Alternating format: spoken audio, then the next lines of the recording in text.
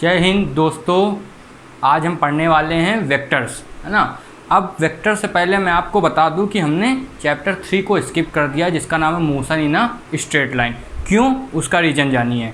उसका रीज़न ये है कि जो motion in a straight line chapter है उसमें, जिसको काइनामेटिक्स भी कहते हैं, उसमें वेक्टर्स का और इस चैप्टर का नाम जो मोशन इन अ प्लेन, इसको वेक्टर्स भी कहते हैं क्योंकि मोशन इन अ प्लेन में ज़्यादातर वेक्टर का यूज़ होगा ही। तो चैप्टर 3 में हमें वेक्टर की नॉलेज होनी चाहिए अच्छी खासी, और एक चीज़ और नॉलेज होनी चाहिए डिफ्रेंशिएशन की, जो हम बाद में कर लेंगे, उसके बाद काइनामेटिक्स कराएंगे, ठीक है। तो सबसे पहले डालिए हेडिंग, वेक्टर्स क्या होते हैं।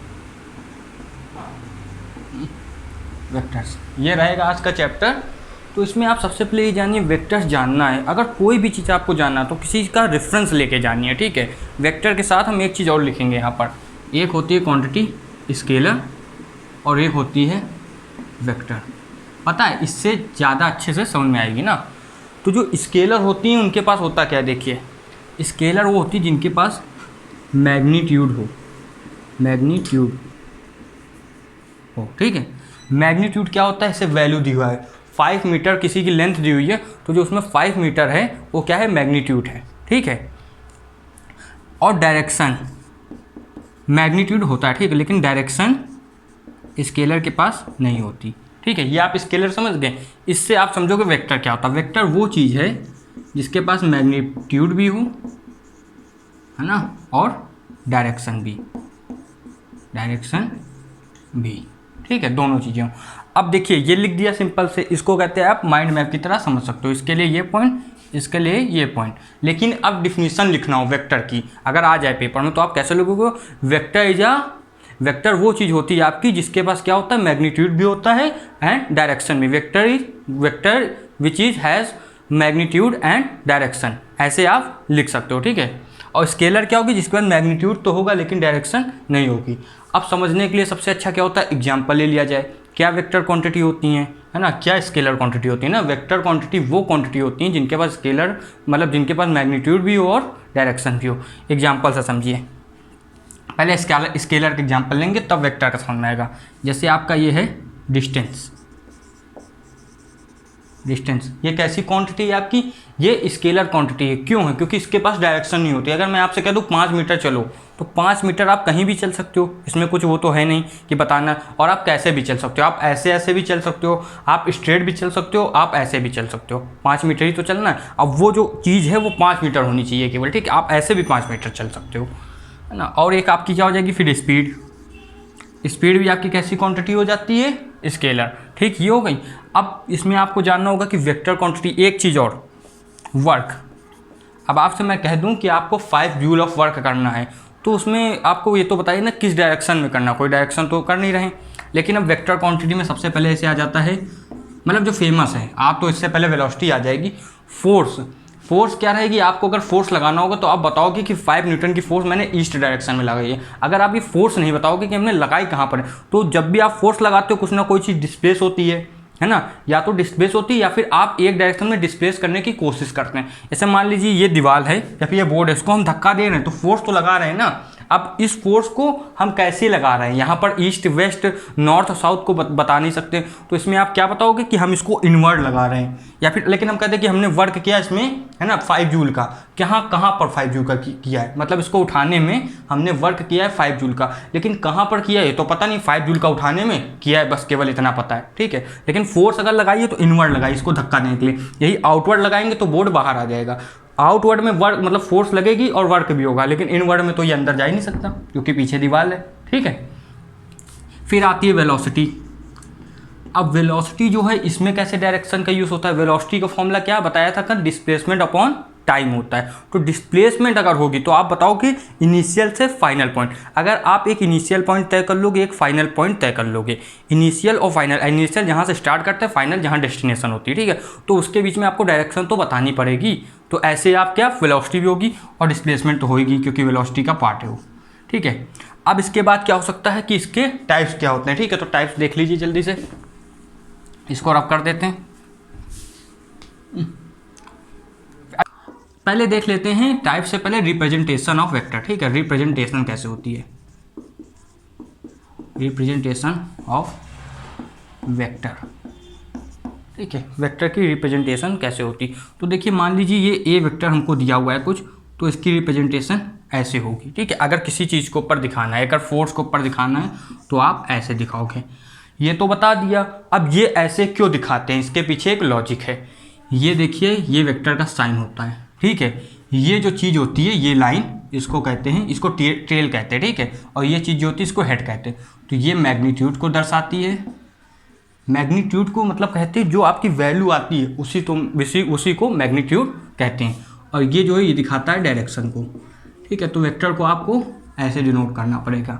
ठीक है, अब वेक्टर्स के आगे जो आएगी heading types of vectors. Types of vectors, ये तो समझ गए ना कि ये ऐसे साइन क्यों दिखाया जाता है। ये होती है मैग्नीट्यूड और ये होती है डायरेक्शन के लिए। तो ये कोई भी अगर वेक्टर क्वांटिटी होगी तो उसके ऊपर लगा देंगे। ठीक है, अब टाइप्स ऑफ वेक्टर देख लीजिए। पहला टाइप जो होता है वेक्टर का, पहले सारे टाइप लिख देते हैं ना। पहला टाइप आपका क्या होगा, इक्वल वेक्टर है ना। फिर आएगा आपका अनइक्वल वेक्टर, या आप नोट कर लेना सारे टाइप्स ना। टाइप्स ऑफ वेक्टर करके ये क्वेश्चन आता है सीबीएसई में। अनइक्वल, फिर आपका आएगा पैरेलल है ना। फिर आएगा एंटी पैरेलल, फिर आपका आएगा एक कोलिनियर, फिर आएगा कोप्लेनर, फिर आएगा आपका जीरो, और लास्ट में यूनिट वेक्टर। ठीक है, सब कुछ समझेंगे। यूनिट वेक्टर क्या होगा, और ये आपका क्या कहते हैं, इक्वल क्या होगा, अनइक्वल क्या होगा ना। तो सबसे पहले क्या करते हैं, इक्वल को देख लेते हैं। इसको रब कर देते हैं ना, मिटा, आप इसको नोट कर लेना। मान लीजिए कोई वेक्टर है, दो वेक्टर है ना, ए और बी। ठीक है, वेक्टर को हमेशा वैसे दिखाना, याद रखना आप। ठीक है, ये हम इक्वल वेक्टर को समझना है। ठीक है, किसको, इक्वल वेक्टर को। इक्वल वेक्टर आप देखिए समझ लीजिए, डिफिनीशन आप आराम से लिख पाएंगे। फिर वेक्टर जिनके क्या होते हैं, मान लीजिए ये वेक्टर ए है ना 5 मीटर का। ठीक है, और ये वेक्टर बी है, ये भी 5 मीटर का।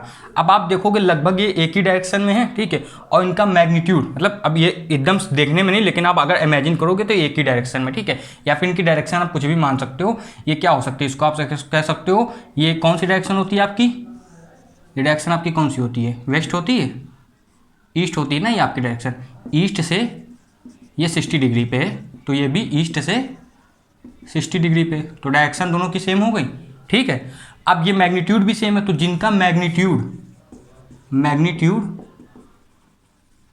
और डायरेक्शन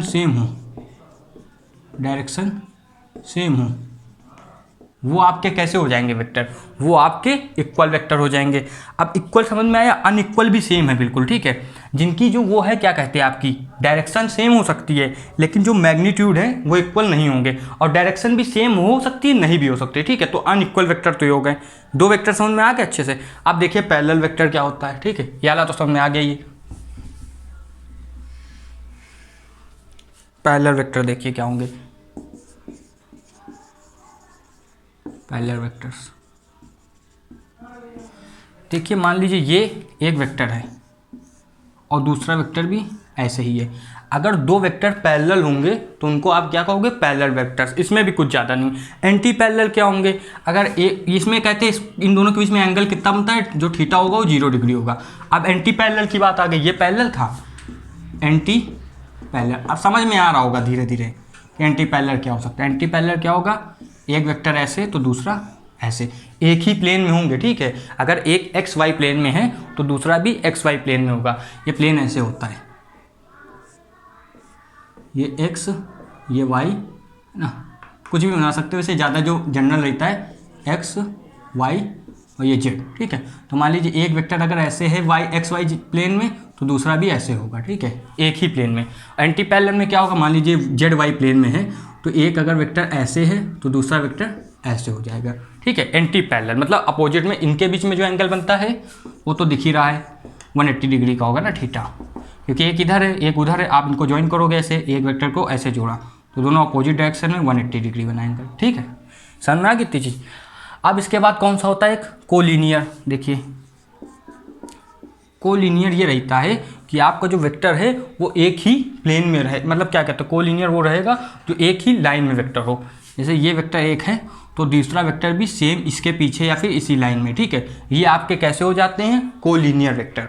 अब इसके बाद एक जो वेक्टर आता है जो सबसे अच्छा है, इसको रब कर देते हैं।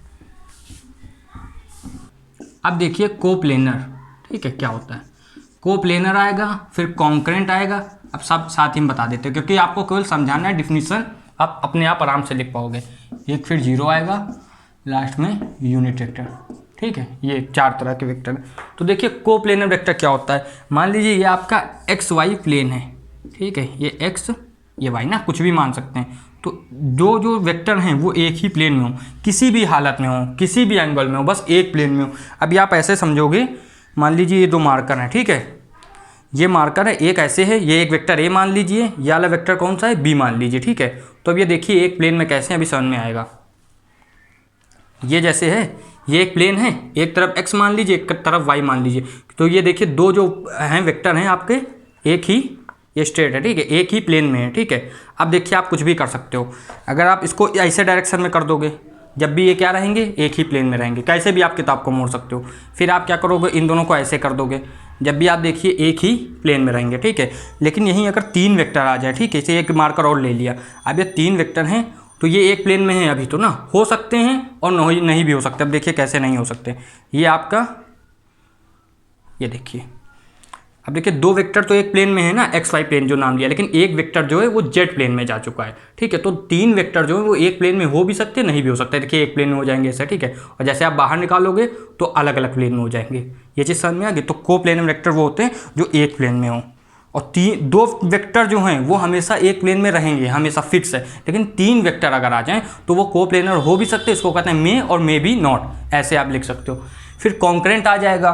कॉन्करेंट आपने 10th क्लास में पढ़ा होगा मैथ में, जो एक तरफ से निकलती हैं इंटरसेक्ट लाइन, उनको कॉन्करेंट कहते हैं। वैसे एक पॉइंट से जो निकलते हैं वेक्टर, उनको कॉन्करेंट वेक्टर कहेंगे।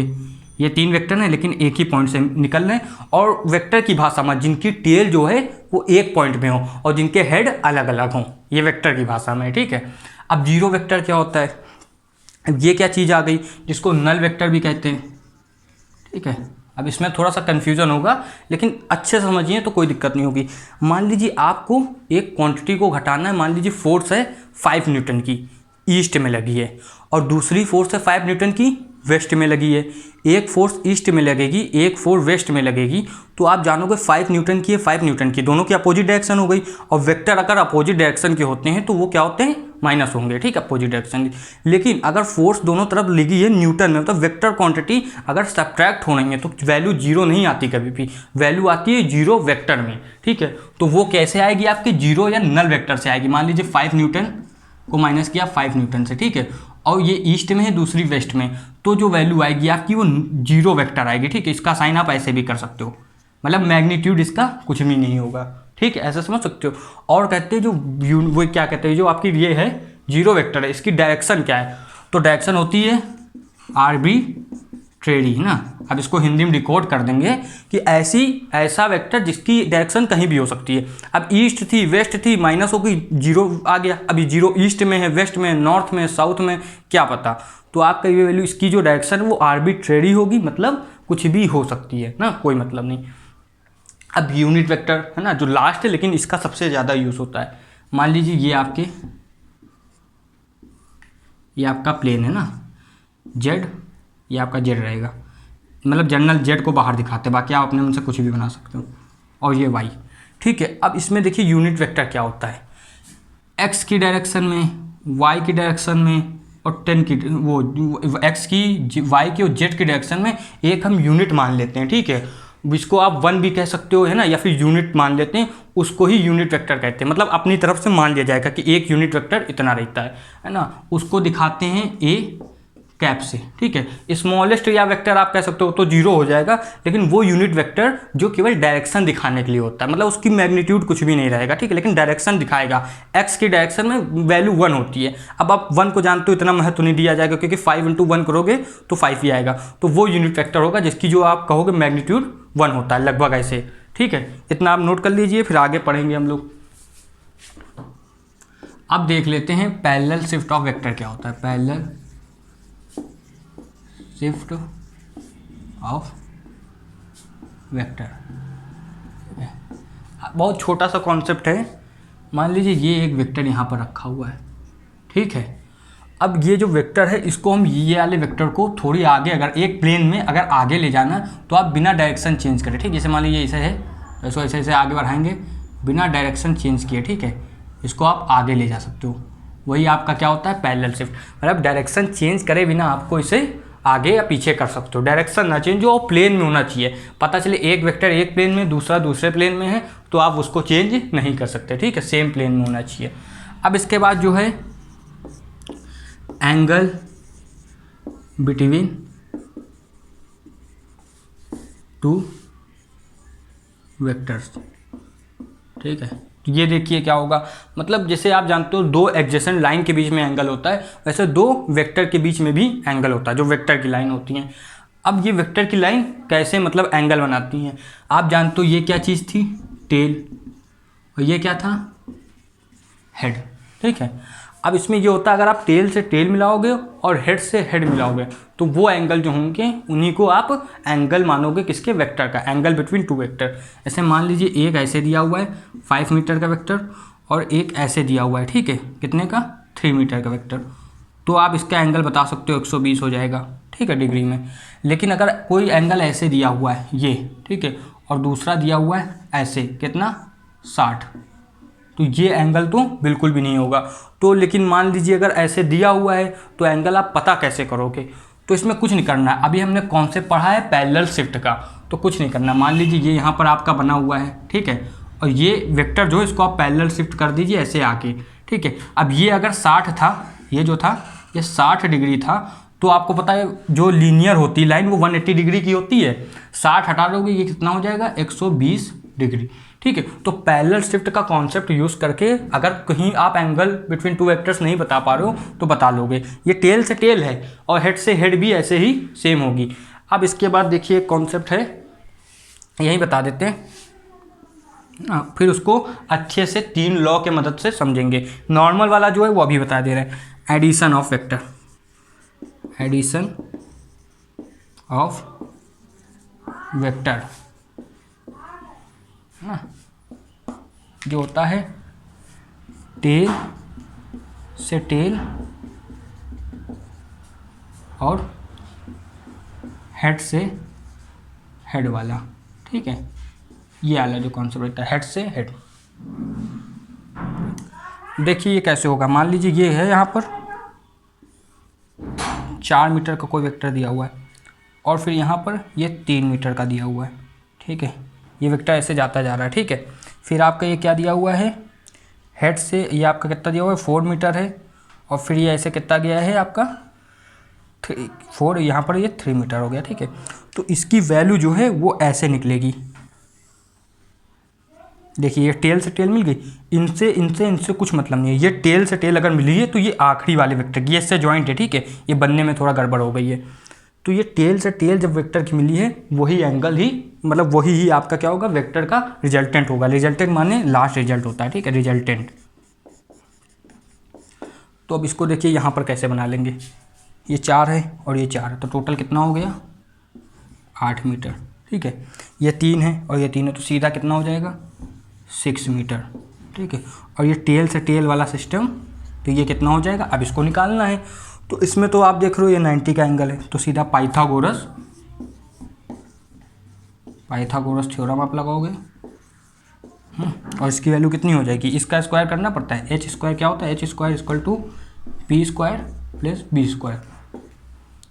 अब पी क्या होता है, ये एंगल जो होता है इसके सामने वाली साइड, ठीक है। तो ये कहाँ, ये जो मान लीजिए 90 डिग्री का है तो उसके सामने वाली रहती साइड आप कोई भी मान सकते हो, ठीक है। कि लेकिन कौन सी होगी, जैसे मान लीजिए ये है, अगर ये हाइपोटेनस तो ये वाली होगी 90 की, तो कितना हो गया, एच स्क्वायर इक्वल टू 6 का स्क्वायर प्लस 8 का स्क्वायर।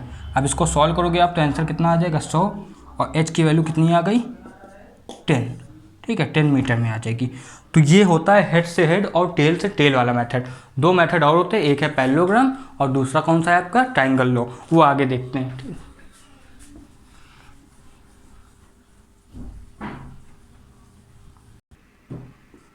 अब देख लेते हैं पैरेललोग्राम।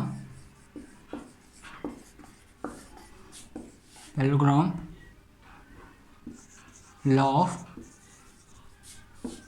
Vector addition.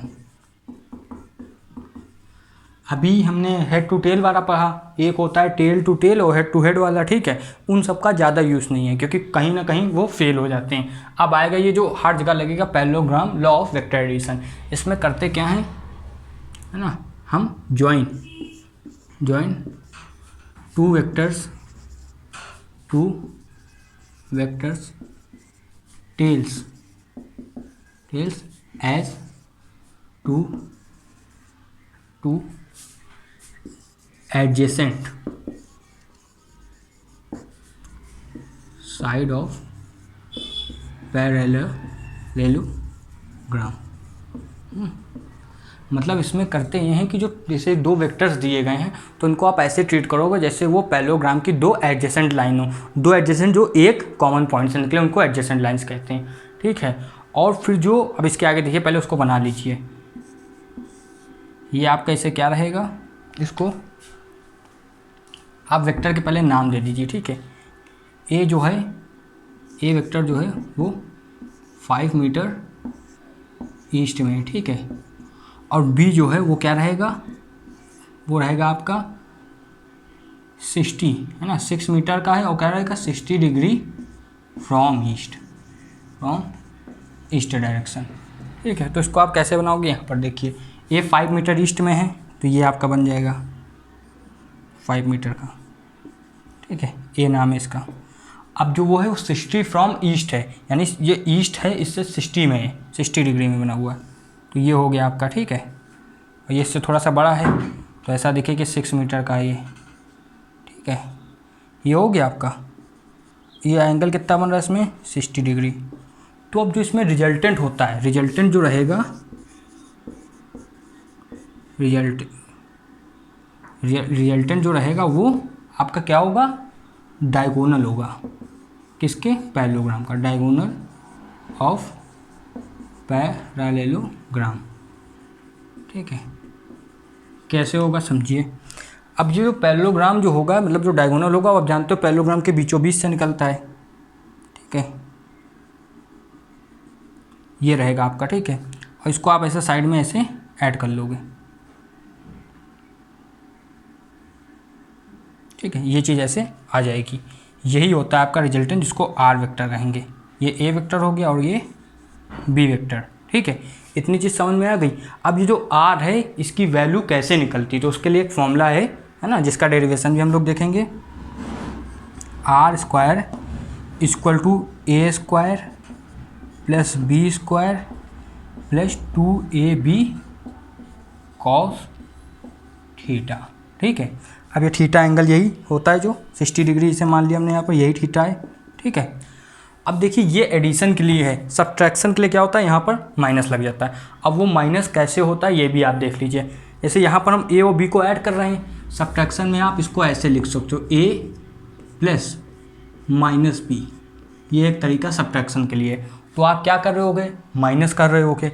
माइनस में क्या होगा, जैसे ये है बी, अगर ये माइनस का बी है तो ये नीचे तो हो जाएगा, अगर ये 60 है तो ये एंगल कितना हो जाएगा 120, और 120 में वैल्यू जो है अगर अपोजिट एंगल में आ जाता तो वैल्यू यहाँ माइनस में आ जाएगी। तो इस तरीके से माइनस में, एक ऐसे समझ लीजिए बी माइनस में, यहाँ बी माइनस में होगा, दोनों प्लस में तो प्लस में होगा। ए इंटू बी किया, ए प्लस का बी माइनस का तो माइनस। एक ये सिंपल मतलब ऐसे लॉजिक है ना जो मैथ वाला, लेकिन वेक्टर लॉजिक क्या है कि अगर ये बी है, अगर ये माइनस का बी होगा तो ये नीचे जाएगा ना, अपोजिट डायरेक्शन।